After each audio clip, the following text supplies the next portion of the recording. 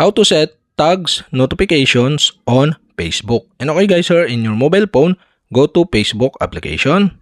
Here in Facebook homepage, go to menu on the lower right side on your screen, tap menu. Here in menu, go to gear icon on the upper right side on your screen, tap the gear icon. Here in settings and privacy and preference section, you can see here the notifications. Okay, you can tap this. Here in notifications, okay, and what notifications you receive section. So Facebook may still send you important notification about your account and content outside of your preferred notification settings. Okay, and you can see the tags here. Okay, you can tap this to set. And okay, here and where you receive this notification, the push, email, and SMS. You can enable or disable this by switching on or off the switch button on the right side. So for example, I turn off the push notification, I turn on the email, I turn off the SMS.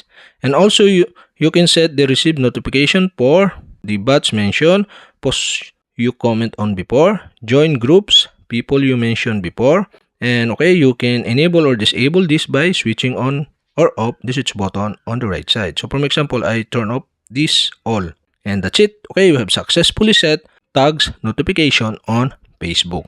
And okay guys, if you have a question, kindly comment below. And don't forget to hit the subscribe button and the bell to notify you if I have new video. Okay, thanks for watching.